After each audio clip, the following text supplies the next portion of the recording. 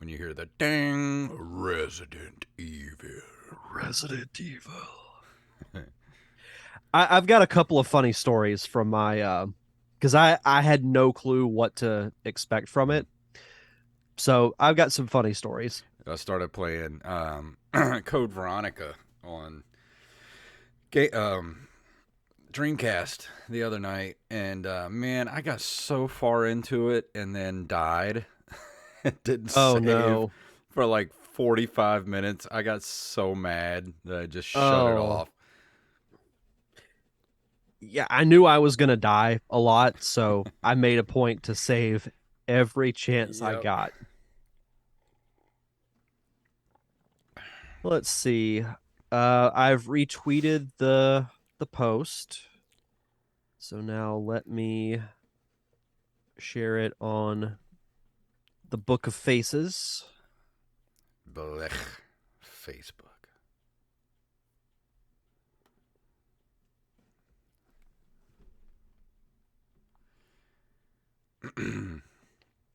I went to the Party City the other day, and they had the Halloween 3 masks. Mm-hmm. I just can't bring myself to drop $50 on one right now. That's per mask. Yeah. Yeah, that's a bit much. Yeah, I was like thinking 30, maybe 40, but 50, I'm like, They should do 80 for all three. that would be, I would do that. I'd buy that easy.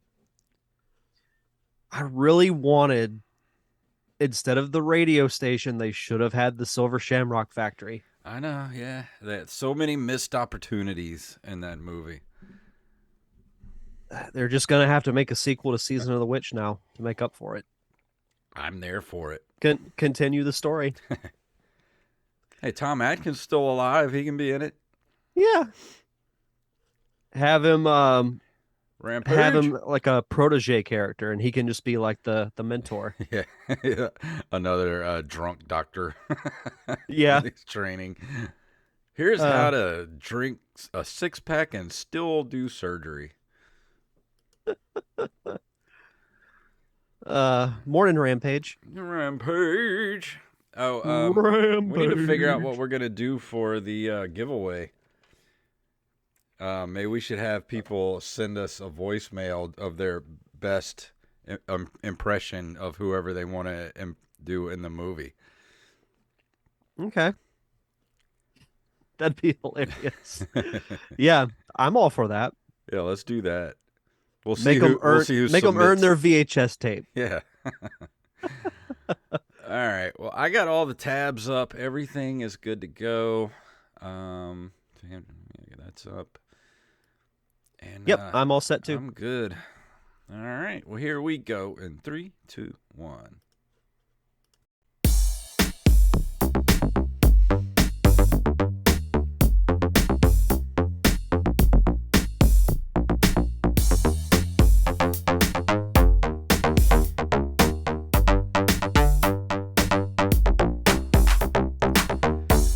Greetings, programs. It is that time of year again. It is still Halloween Horror Month here at the Nerd Cave Retro Show. My name is Jason Robbins. And my name is Derek Diamond. And so how has your week been? It's been pretty Halloweeny around here. Yeah, the Halloween spirit's around here in Pensacola from what I've seen. What's cool is we're actually getting to decorate like our office area as far as like whatever Halloween theme we want. So this week we're turning the entire first floor into a Star Wars theme. Sweet. So doing that tomorrow, Tuesday, if you're watching this or listening to this live. So that'll be fun. Other than that, as you know, I finished or I should say my wife finished the rough cut for the feature because she actually wanted to edit the movie. That's so cool. Not too long after we wrapped filming, she's like, "Can you show me how to edit?" And I was like, "Sure." And then 2 days later, I get home from work and I'm like, "How's the editing for the movie coming along?" She said it's done. Like, what do you mean it's done? And sure enough, except for what we had left to film, she had everything put together. And do I get to tell people that I saw the rough cut, or is that? Yeah. Go ahead. But it's very good. It's shot very well. The only thing I would throw in personally is Star Wars wipes and transitions. But And take a cue from the legend himself, Mr. John Williams. yes, I'm sure I wouldn't get in trouble for that at no, all not at all. if I did that. No, they'd Yeah, be okay with it. Disney But and Lucasfilm, they're not litigious at all. no, not at all. But I'm glad you liked it though. I've been sending it to several people to kind of get some feedback on it, and it's all been overwhelmingly positive. And it's so cool. It's almost done. Like I'm so jealous that you have a project that's about to come out. Like I miss that feeling. Yeah, it's not easy as you Oh, I well know. know, and I was wanting to do one more short before I wanted to tackle a feature, Mm. but I think I might do that next. I mean, I don't know why you don't. You have the chops now. You know what you're doing. So, And as you know, I'm a pretty big fan of the murder mystery genre, so mhm. our next project is going to be a murder mystery story. And I have, and I'll say this on the record so you can come back and listen to this if I say otherwise. I have a role in mind for you, and I would love for you to be a part of it. Awesome. I'm there. I'm there. So there's going to be a lot of planning with that, and it's not going to be filmed, I'd say, at the absolute earliest, like this time next year, but probably later than that. That's so But it'll cool. be fun. I know. Me and Wally. Hold on, I'm trying to talk in the chat room.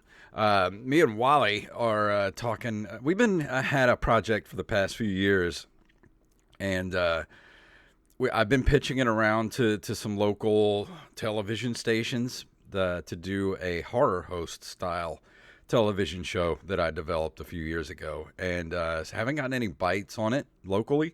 So I said, you know what? We live in a world where you can do things yourself.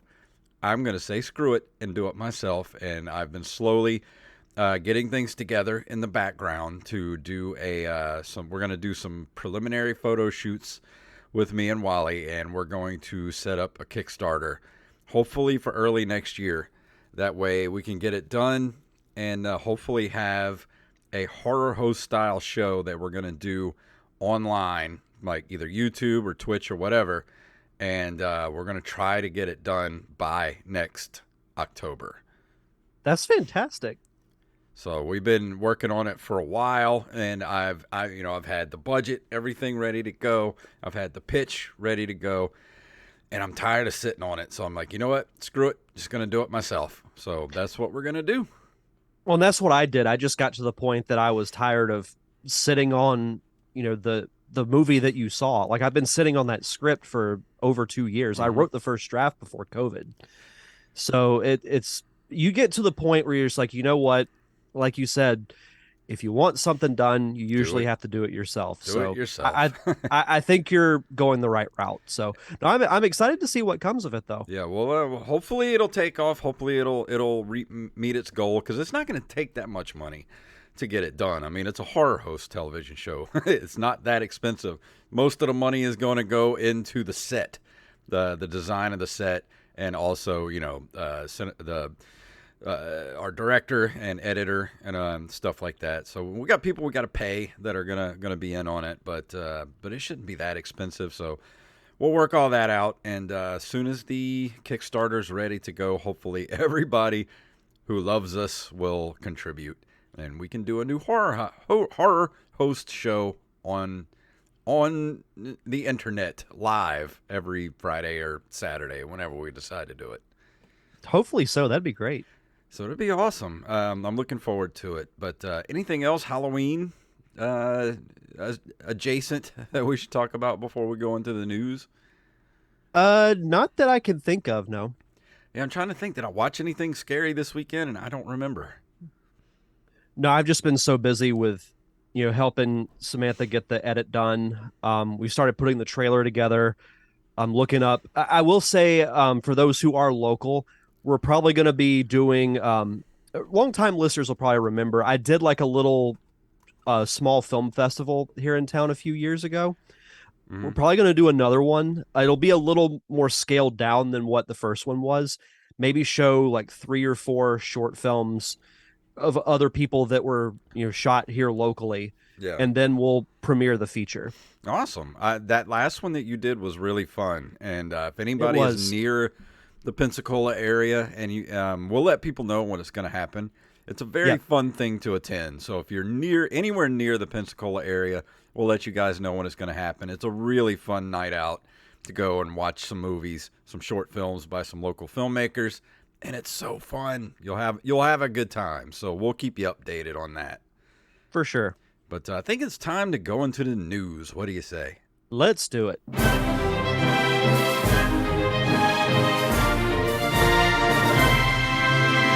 Some of today's stories were submitted to us by Armez Jackson, who is in the chat room right now. And if you have a story you'd like us to cover, send them to nerdcaveretro@gmail.com. And this first story comes from NintendoEverything.com.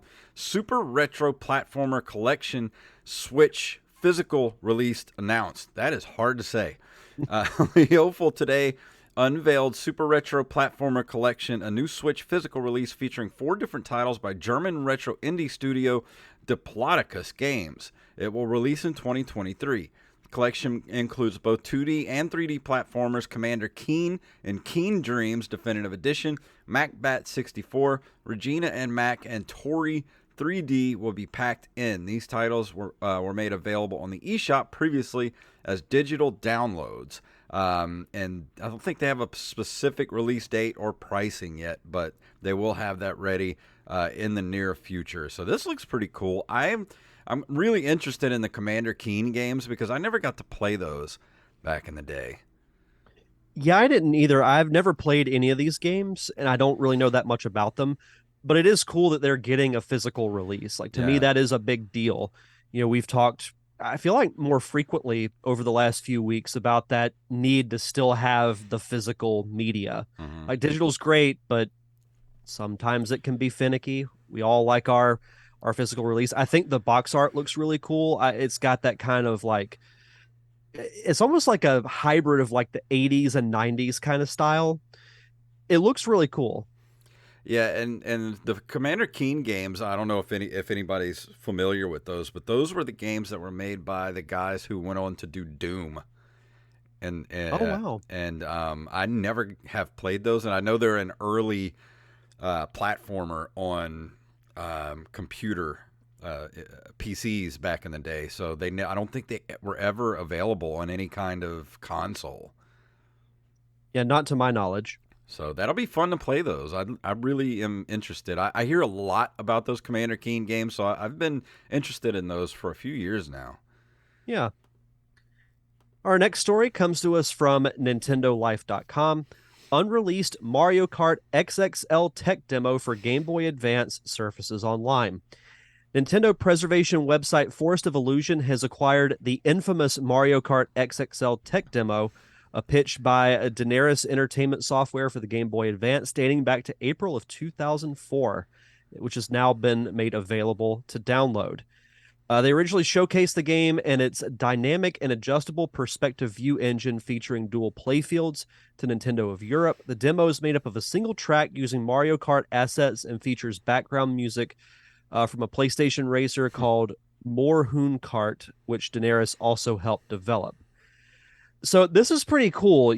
I've said for a while that the Mario Kart, I believe it's Mario Kart Super Circuit Yeah, for Game Boy Advance, is actually quite underrated and one of the better Mario Kart games. And I hate that those portable titles don't get the credit that they deserve because they're not on the main console. yeah, So the fact that the demo was released was pretty cool, and it's the graphics aren't that great, but it's a tech demo. Like, it serves yeah. its purpose. It's still cool to see. I just enjoy that all this stuff is still getting preserved. We're still finding all this old stuff.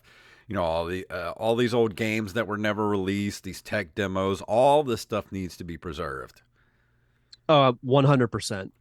I feel like at least once a month, a story like this comes Hmm. out of an old demo or an old game that never saw the light of day is either getting released or getting preserved, which is good. Yeah.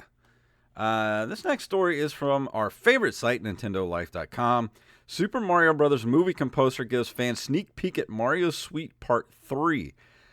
Let's see. We saw the trailer. The movie's composer, Brian Tyler, recently shared a behind-the-scenes look at the musical side of the movie. This included a picture of him at work along with a look at the music sheet of a song called Mario Suite Part 3. He has previously composed music for series like The Avengers, Iron Man, Fast and Furious, and Star Trek.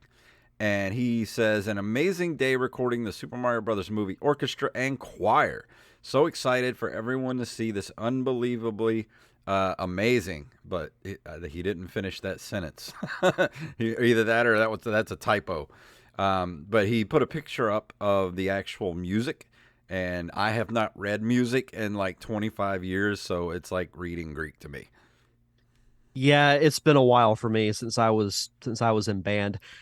When I first read this, I was a little disappointed because I thought there was going to be a video of Mm-hmm. maybe like a 10-second clip of part of the score. And when I saw the headline, I'm like, I'd Yeah. love to hear it. But then it's not bad that the picture was posted because it's at least something.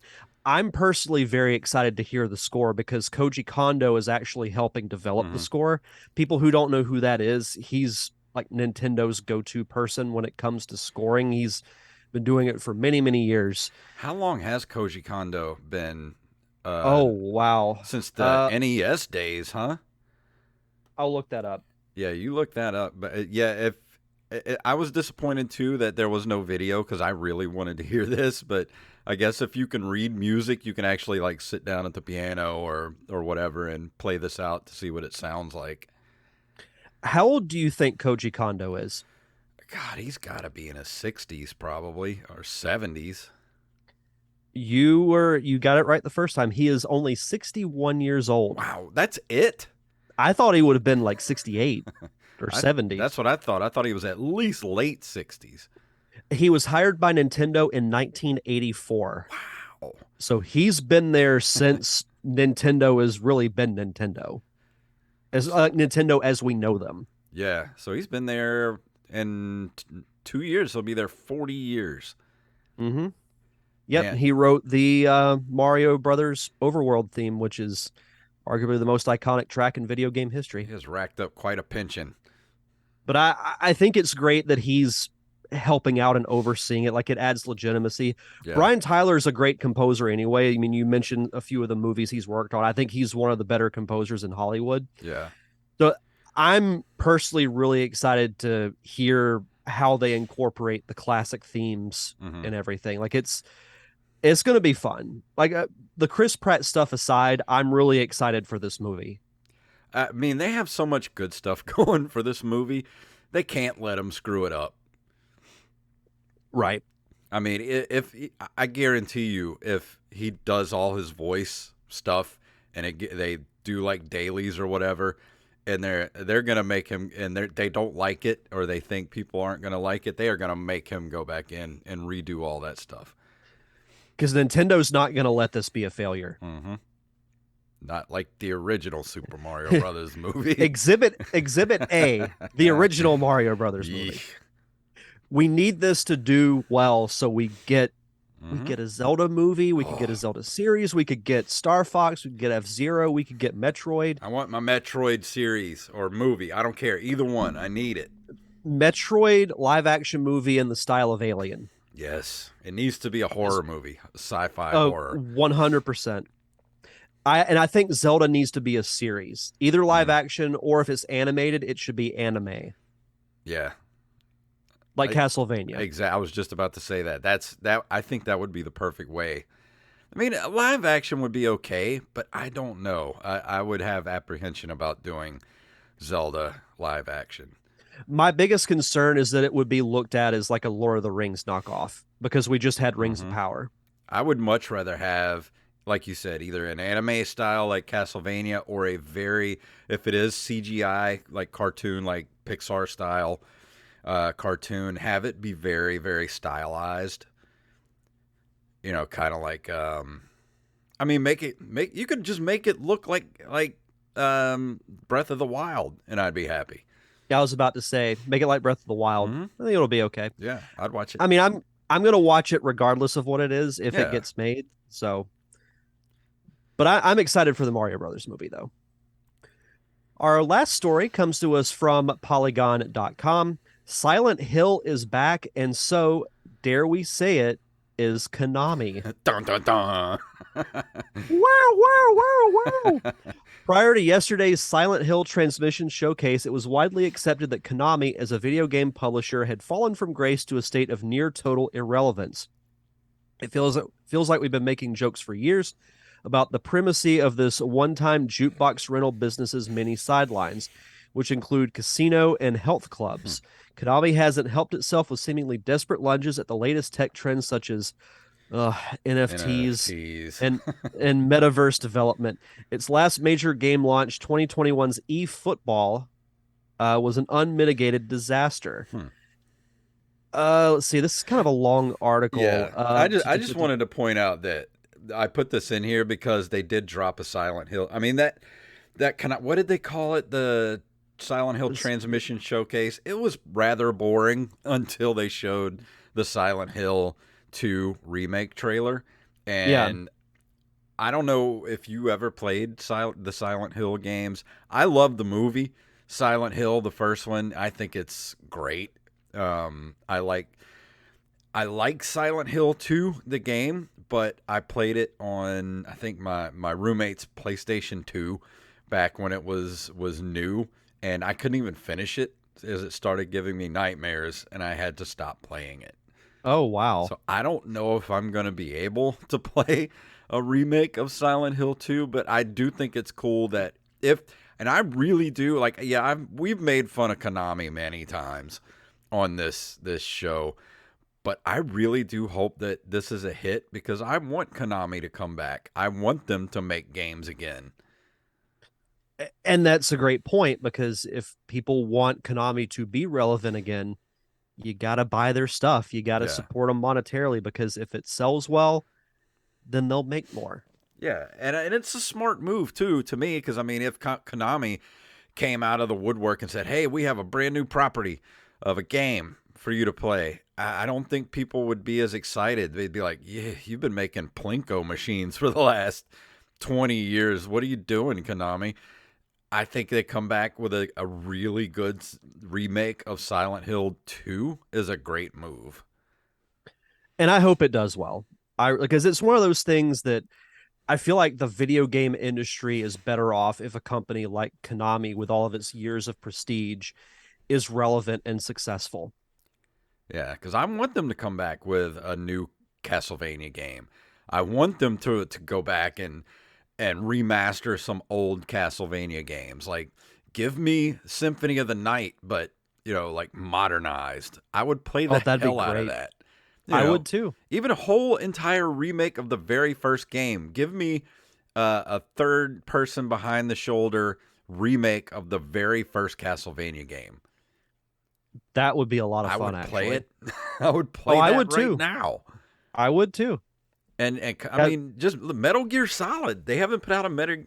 I don't even know if they even work with.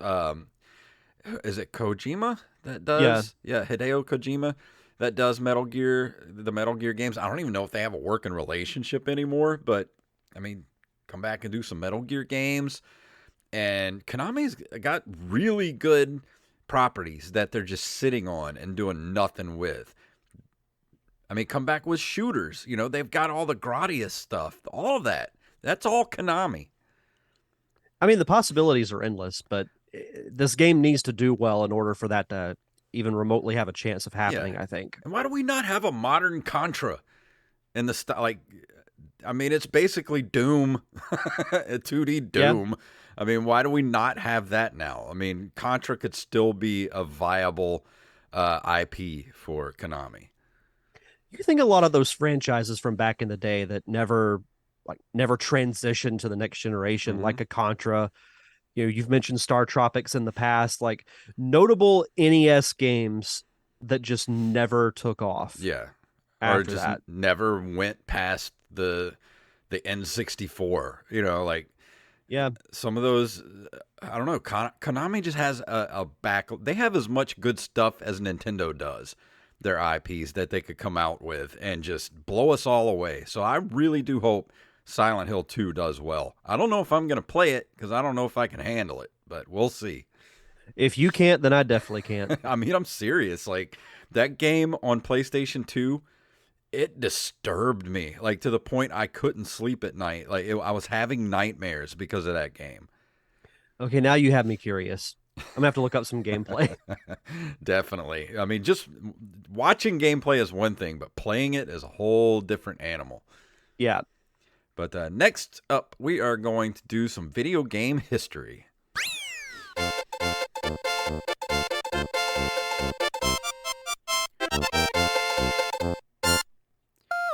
In October of 1982, Namco releases Super Pac-Man, the third title in the Pac-Man series in North America.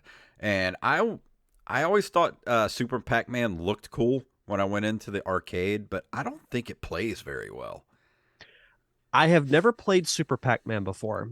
I know of it. I remember Super Pac-Man being like I won't say an extra character, but you could turn into Super Pac-Man in Pac-Man 2 if you ate a power pellet because he'd have the cape and the mask and everything. So I've known of the Super Pac-Man game, but never played it. Yeah, I remember seeing it in the arcade all the time when I was a kid, and it sounded cool and looked cool, but I don't think it holds up all that well. I may have to go back and give it a whirl here soon. I like the flyer though, with Pac-Man wearing the cape and you've got two of the ghosts. Like it looks very early 80s ish. Oh yeah, this was Pac-Man fever, baby. Driving me crazy. Believe it or not, I do know that song. Let's see. October 3rd of 1989, Broderbund releases Prince of Persia for the declining Apple II, having been in development since 1985. Ports to other systems turned the game into a hit. I've never played a Prince of Persia game personally. It still surprises me that this franchise is that old. I remember playing this on the computer at school when I was a kid, a teenager in high school. I remember not liking it very much, but I didn't like the way the game played, like the actual mechanics of the game, the jumping and the climbing and all that stuff. I found it kind of clunky. But I don't know. I'd have to go back. It's been so long since I've played Prince of Persia. I just remember thinking at the time that it wasn't really my thing. So there's a video of the gameplay from the original version on the page we're looking at.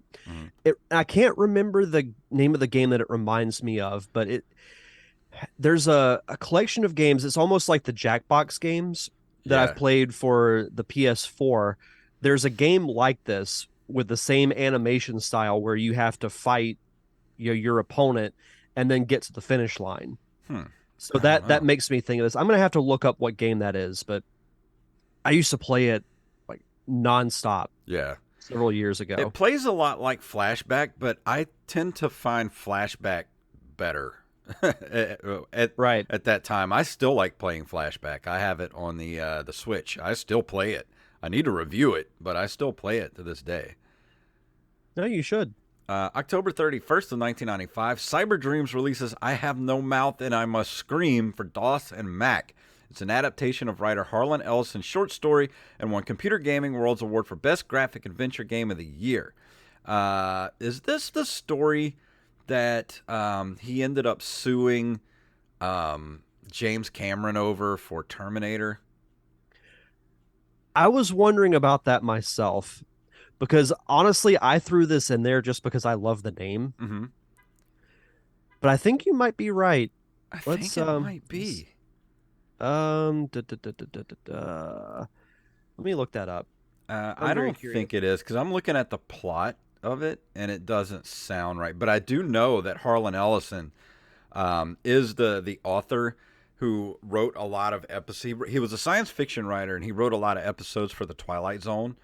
And there was one episode he wrote, and I could have swore it was I Have No Mouth and I Must Scream, where he was a soldier from the future that went back in time because of time traveling robots or something like that. I don't remember the episode, but he ended up suing James Cameron over the Terminator story. So, and then James Cameron, who says he didn't plagiarize it, still ended up having to pay.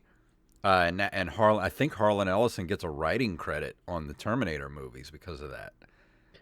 Yeah, it says here, unfortunately for James Cameron, Ellison, despite his enjoyment of the film, also readily noticed its similarities to the plot of his 1964 Outer Limits episode Soldier, which Ellison had based on his own short story named Soldier, Oh which yeah, saw two opposing soldiers sent backwards in time, one good, one evil. that's it. Yeah, I remember it had something to do with soldiers through time, or something like that. And Armez Jackson in the chat room said, "Are you referring to Karateka, the game that he said it reminds him of the Prince of Persia style graphics." That might be it, because that sounds very familiar. That's like the third time this week I've heard Karateka or Karateka, however you pronounce it, mentioned in the last week. So I think something's pulling me to play that game. He also had a good idea for a top 5 list, a top 5 one and done list. Oh, I like it. That's a good list, man. Yeah, that's a very good list. We might do that next month.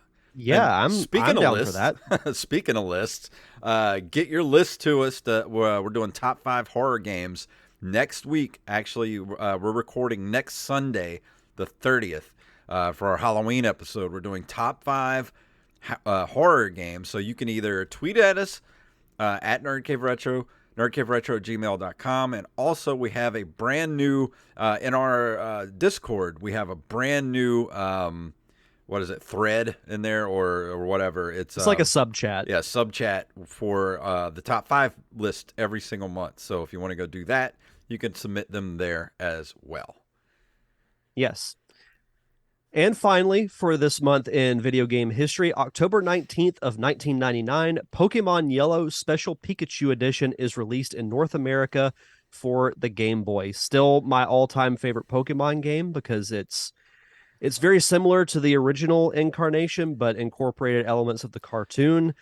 The graphics look a little better as far as how the actual Pokemon look. They look like they do in the cartoon, which I like better. And a lot of people still say that this is their favorite Pokemon game. Just to show you how childish my brain is, when you said Pokemon Yellow Special Pikachu, I thought you were about to say Pokemon Yellow Special PP Edition. Special PP Edition. I'm a child. I can't help it. If we ever do a Nerd Cave Retro After Dark, that'll be the game I review. Fantastic. Before we go into the review tonight, Derek has shout-outs. As always, we like to shout out our awesome patrons over at patreon.com/nerdcaveretro. We want to shout out Daniel Salmon, Tyler Watson, AxeBlade07, Armez Jackson, Carlos Longoria, better known as Rampage, Staff Sergeant Sketch, Gus and Penny, Matthew Salmon, Mike Eveland, Jack Eveland, Joey Image, and Donna Diamond. Thank you all so much for your continued contributions and keeping the lights on for us here at the show. And if you want to be a part of our awesome Patreon community, you get early access to our monthly bonus episodes. Usually we do a commentary track for an animated show, live action show. We've also done full-length movies. We've also done some spoiler-filled reviews. Like for this month, you, Wally, and Joey Image reviewed Halloween Ends, which is very spoiler-filled. So chances are you've probably seen the movie by now, so definitely go check that out. We've also reviewed Clerks 3. This month we had, the way that it fell, we actually had 2 reviews land this month within days of each other for the regular feed. You're right. The Clerks 3 review and the Halloween Ends review. But if you're a patron, guess what? You get those early. And you get access to the Nerd Cave Retro News Dump show that you and Wally host whenever some big gaming news comes out. Hasn't been a whole lot of news lately, but we'll get back to it as soon as something big happens. I always feel like this is a slow time of year for news when it comes to gaming. Like, it's ever since we've been doing the show, I feel like, October, November are always slow. Yeah, they always start. They've already announced everything that's going to be happening for the rest of this year. And then all the games are going to start dropping right now for Christmas. So we're not really going to get anything too big over the next couple of months, but whenever we do get some news, we'll do another news dump. And whenever we get news, we'll do one. For sure. If you want early access to those and to just be a part of our fun community, just head over to patreon.com/nerdcaveretro for as little as $1 a month. And for new patrons, be sure to send us your social media info, whether it's Twitter, Instagram, or Facebook, so we can give you a proper shout out. And also, before we go into the review tonight, I did want to remind everybody we're going to be giving away this VHS copy of Street Fighter on VHS that I have in my hand. And I think what we want to do is have you guys send us voicemails, either through anchor.fm or just send it to us as an MP3 to our Gmail, and give us your best impression of whoever you want to do an impression of in the movie. And we'll play them on the show, and we will pick a winner. So we'll give you a good 2 weeks on that to get us those. And it's just something fun to do. And yeah, you could win this beautiful copy of Street Fighter on VHS. So with that being said, let me hit this and we'll go into the review. And tonight, Derek is talking about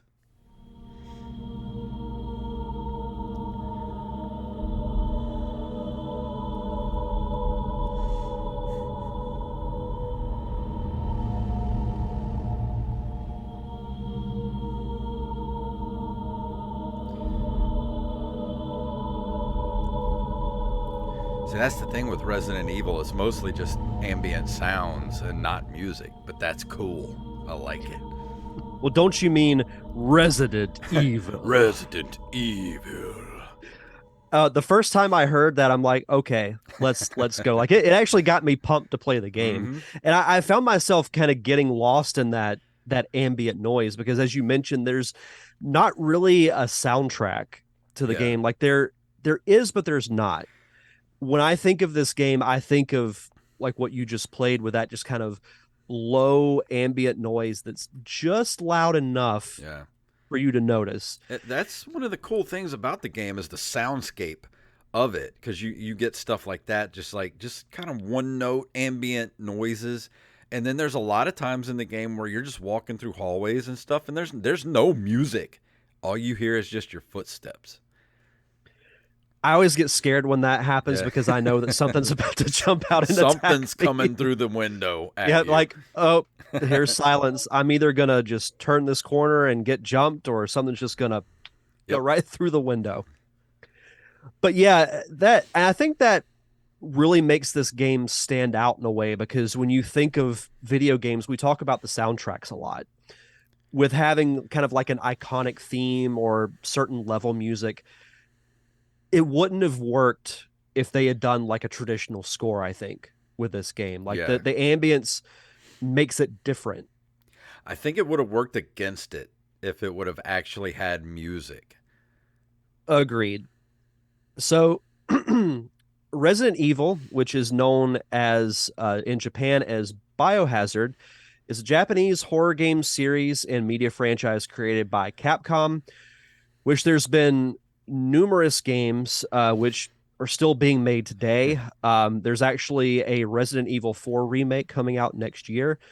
There's been, I'm not going to go through and count all these, but if not 20, close to 20 installments, including the remakes, which is incredible. Mm-hmm. Considering this series started in 96. So it's had some staying power, and I'm sure we'll get into Resident Evil transferring beyond video games with the series, the movies, all that stuff. So Resident Evil has really had some staying power. Well, it actually got its start as a game called Sweet Home, which was for the Famicom, and it never got an American port of it for the Nintendo. And I actually got a ROM of the Famicom game, Sweet Home. I tried to play it, but it's really hard to play because I don't speak Japanese, and I can't read kanji. So it's a very difficult game to play if you can't speak or read Japanese. Yeah, that's still kind of cool, though. I mean, it would be, if there was a series that I was a huge fan of and there was a ROM like that, I would still play it, and just kind of do the best I can. Mm-hmm. So I knew of Resident Evil when the first game came out. Obviously, as I mentioned, I did not grow up watching horror movies. I was not a horror fan. So I'm like, obviously, I'm not going to play this game. Then what really caught my attention was when this game was remade for the GameCube Hmm. back in 2002, which was kind of crazy if you really think about it, because Nintendo was really getting to be known as that family friendly company. Hmm. So to put Resident Evil on the GameCube, like that grabbed my attention. Like, well, maybe I should check it out.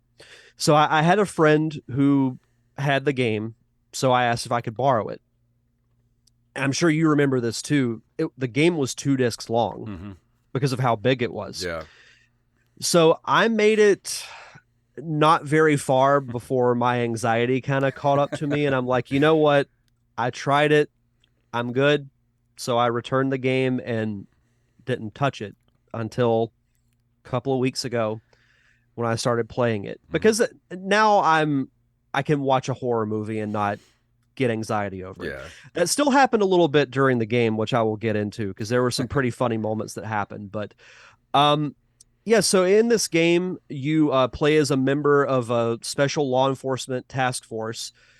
You're trapped in a mansion with zombies, and the goal is to survive.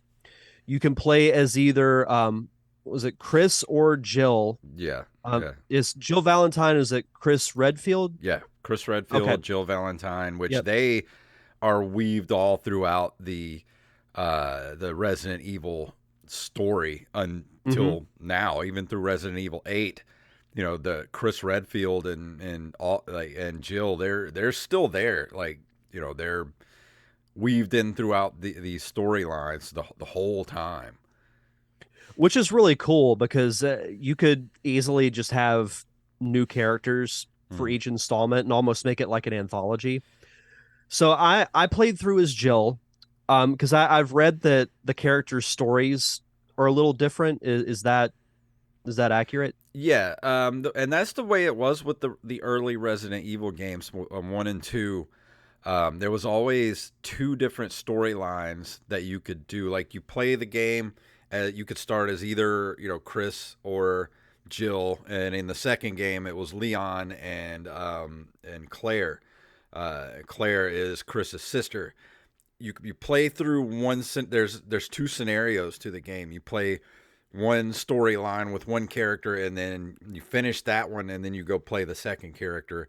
And back then, not so much now with the remake, especially with the Resident Evil 2 remake and the original, like Resident Evil 2, what you did in the first game affected the second game. Like, it's one of those games that it's a survival horror game, so your resources are very limited, especially with Mm-hmm. the original. It's what made these games so scary. There's more zombies than you have bullets, basically.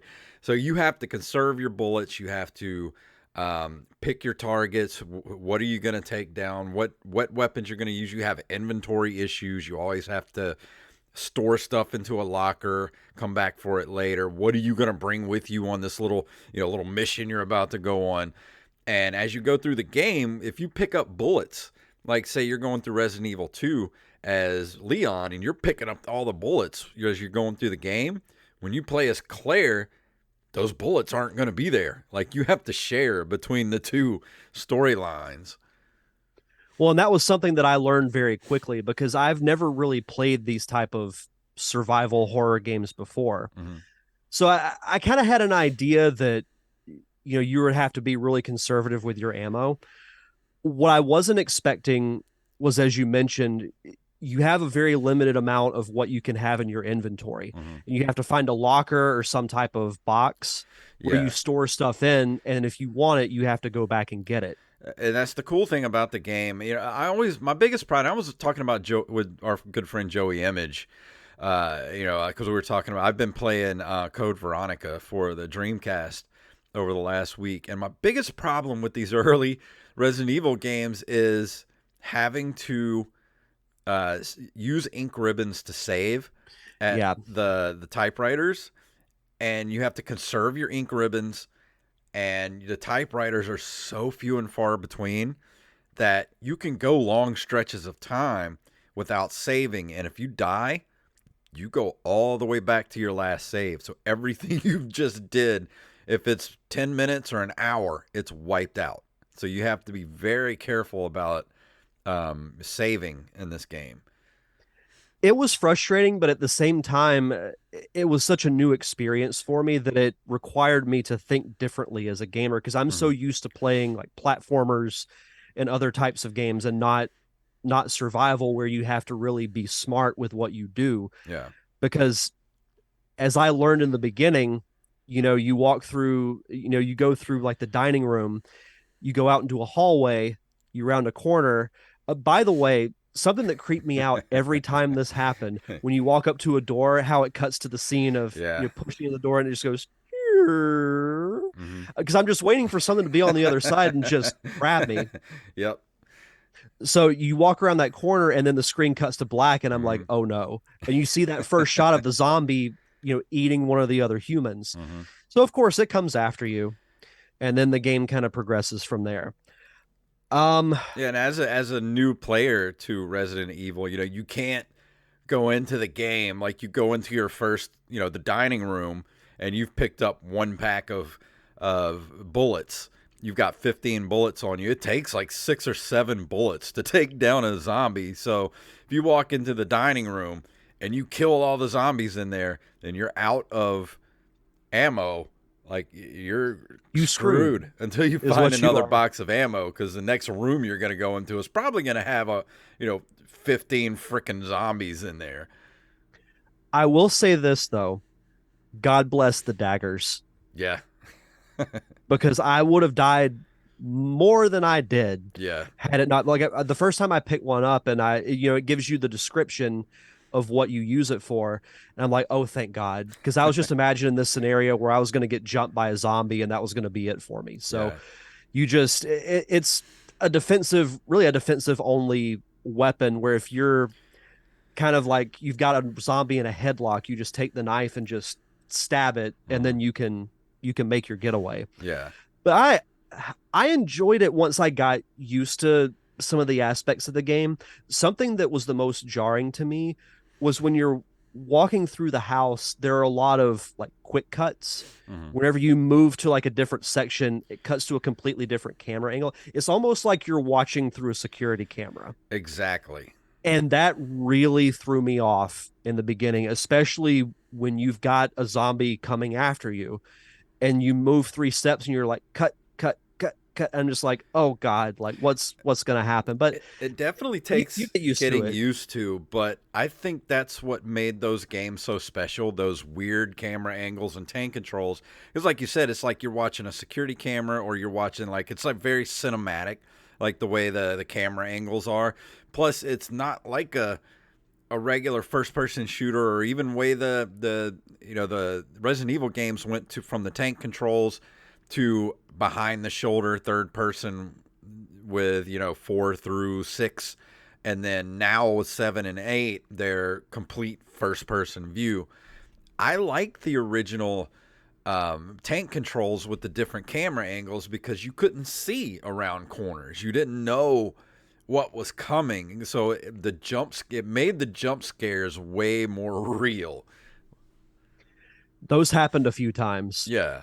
I'm not gonna lie, but it almost made it enjoyable though. Hmm. Like I used to hate getting scared. Like, I still don't really like it, but it was something that I knew going into this game that it was gonna happen. So it's one of those things, in addition to the bullets and any weapons you pick up, if you get any herbs or anything that you can use to heal, Hmm.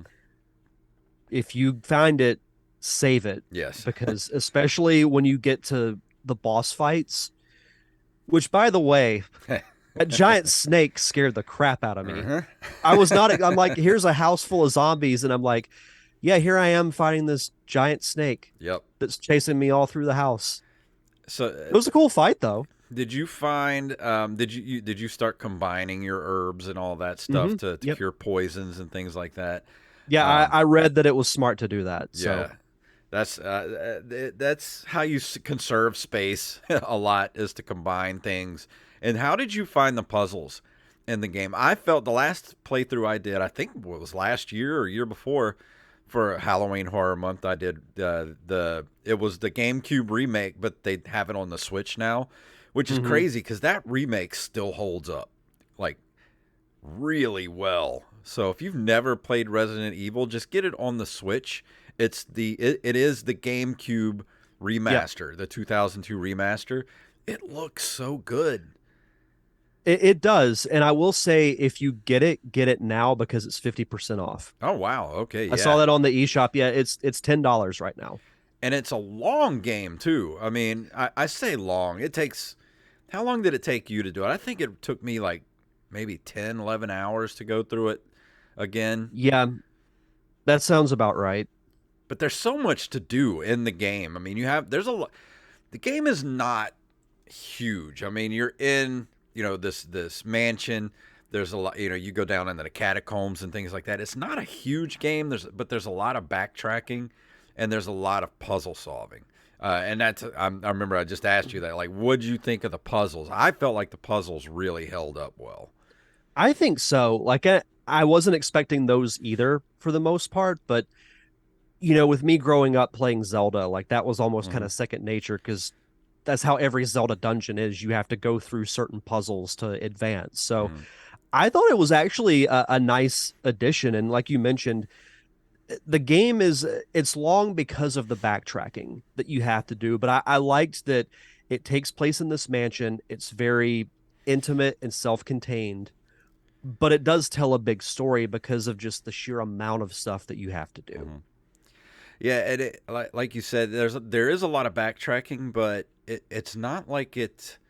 You don't get sick of seeing the same spaces over and over again. It's like there's always Mm-mm. something new to see every time you go back to an area, and it actually tends to make the game better because you start to remember where everything is, and you don't have to keep constantly checking your map or whatever. Because like once you start to remember, all this little hallway leads here. Oh, this goes here. Once that stuff starts to click, it's like the game just feels better. Like the weird tank controls just don't bother you anymore. No, and they never really bothered me from the beginning. Hmm. It was that I was expecting.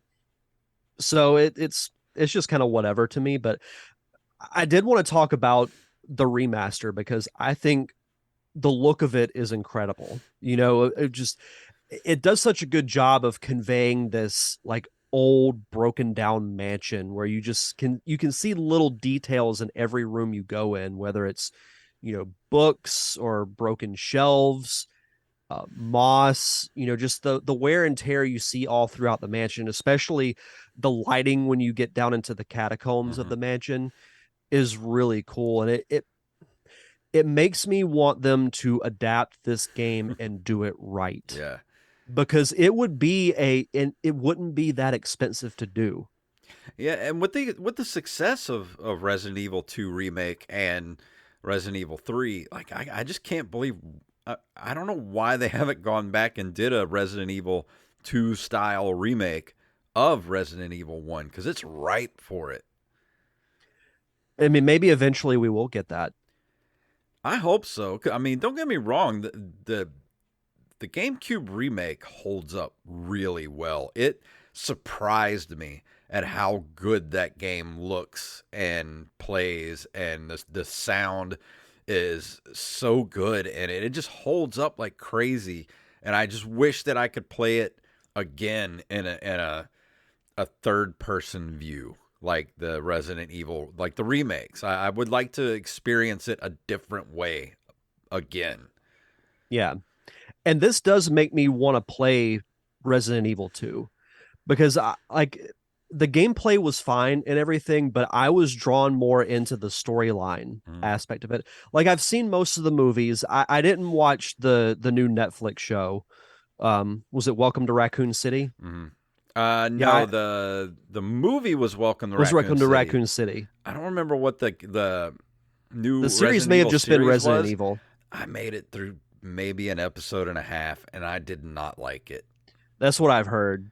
And I It mean, there's doesn't not have going to be it another season. Like, I don't know of anyone that liked that because it series. didn't have anything to do with any of the games or anything like that. I'm like, why? Why do they keep doing that? Like, we like Resident Evil because of what the games are. Like, give us that. But the thing is, Resident Evil is not a hard story to I adapt. know. You I you don't don't get you it. don't need to change it. Don't give us these new people we've never heard of before. Like, why are you trying to tell a complete different story with different people? It's just, I hate it. And don't try to shoehorn multiple movies into one. Yes. Resident Evil 1 can be its own movie.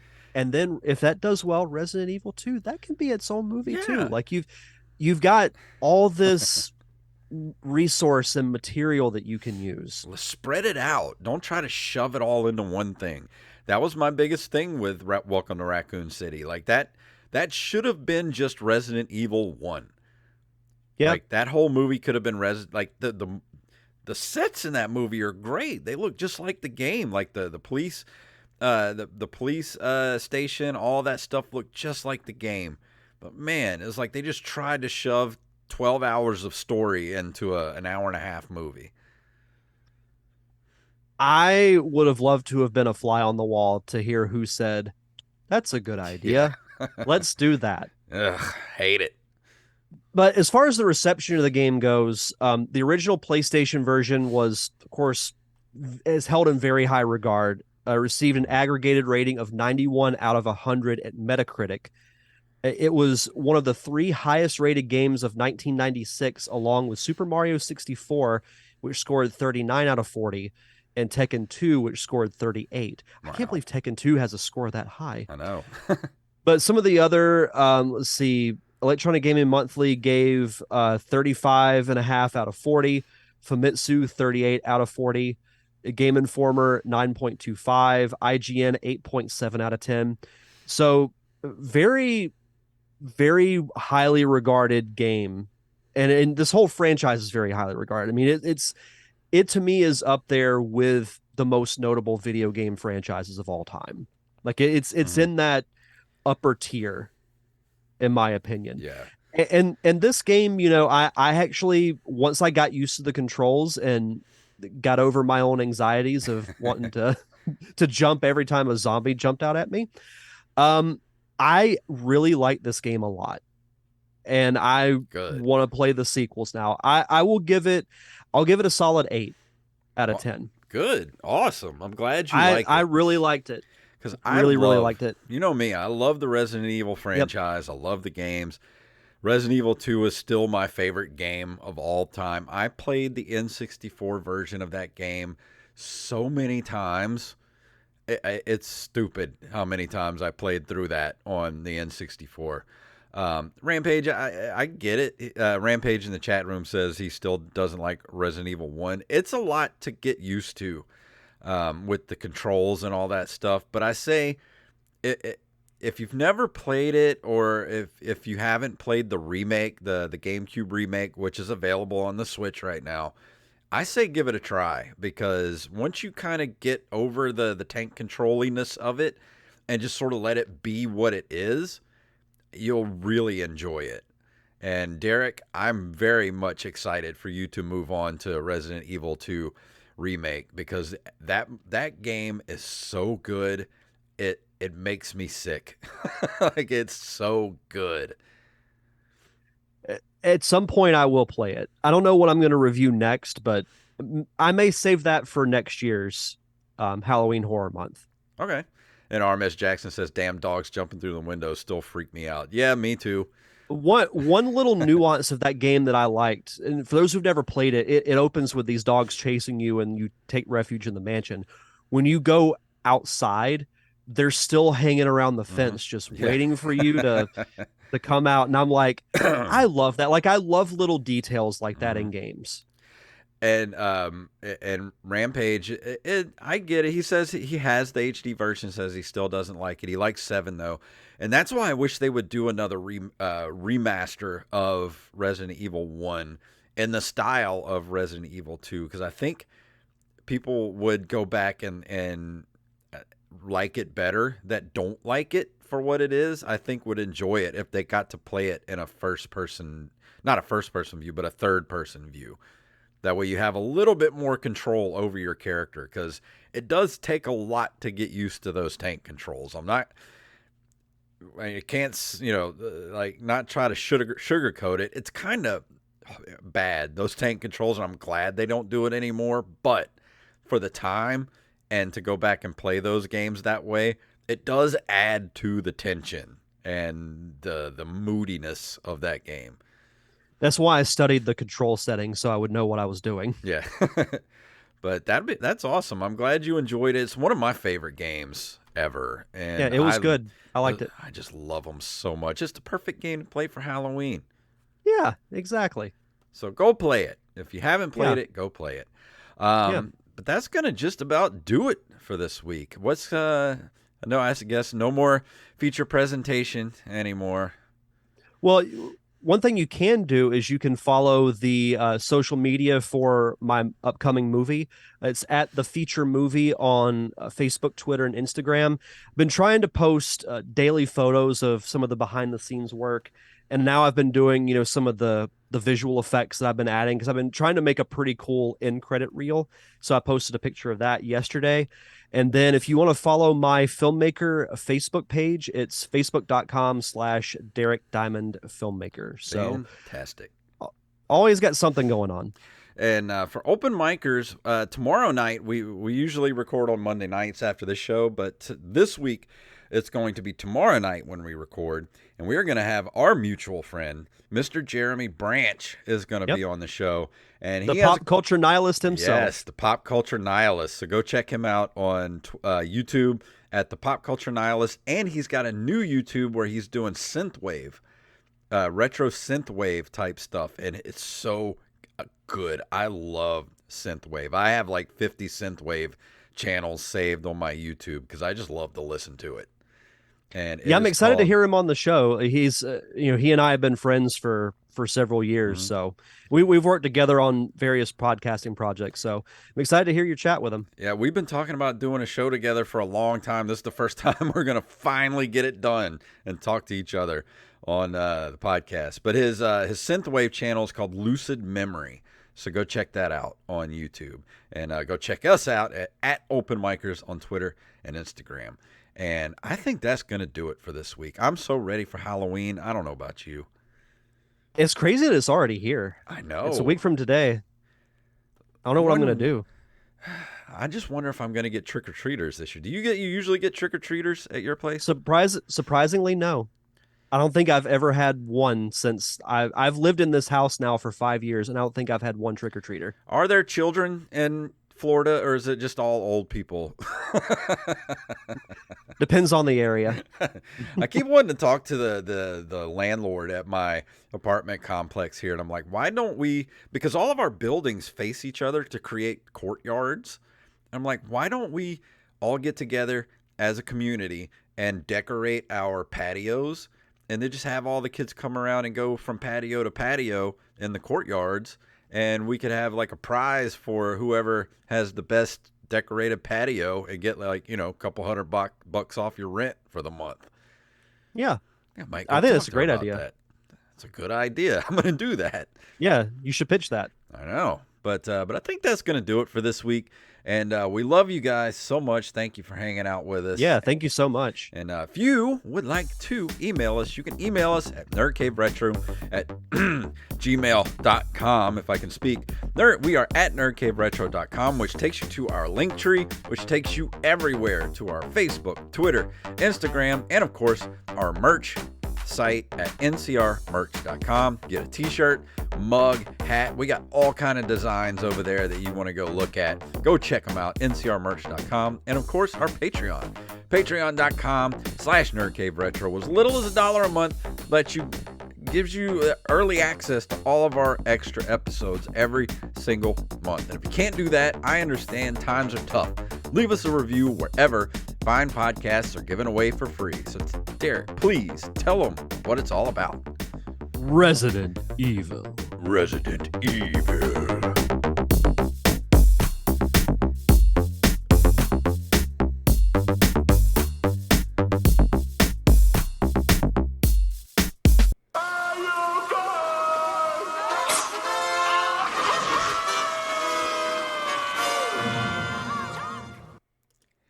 And that's an episode. That soundbite makes me happy. Yeah. See, you have a good night, Farleston. Glad you could hang out with Yeah, us. thanks for hanging out. Rampage and Armez Jackson, all you guys, thanks for hanging out with us Good, tonight. good chat room tonight. Yeah, it was. Let's see, what does Rampage say? He says, "Yeah, what's your costume gonna be, Rampage?" Take this. I got to know. For you, the master of unlocking. Yeah, I get it. The fixed camera is confusing, but you just give it like a good 30 minutes to an hour of playing the game, and you get used to it. Yeah. I mean, I got used to it pretty quickly. Yeah. But I don't know if I'm even going to dress up for Halloween, because we don't usually get trick-or-treaters around here. Dracula. Oh, Dracula. Yeah, Classic. I could see that. That's perfect. Yeah. Classic.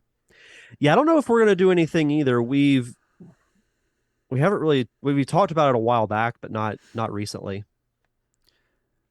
So I don't know if we'll do anything. He says he's dressing up for work. I don't get to dress up for work because I work by myself. Nobody to impress with a costume. Yeah, they're doing they're judging for all the areas at work that are being decorated on Friday, but I didn't know that because I took that Friday off like a month and a half ago. So I'm not even going to be there for it. But I get a 3-day weekend, so that's I'm cool. not complaining. Yeah, my boss said I'm supposed to be getting a Friday off here soon with pay because she went on vacation last week and just left us with chaos. And shit! I had to deal with all that, so I told her I need like a mental health day on like a Friday so I can have a 3-day weekend. 3-day weekends are always great. But thank you guys for hanging out with us, and we will see you guys next week. Oh, and don't forget to send us your top 5. Send your lists. Yeah, send your list, top 5 horror games, and we'll see you guys next week.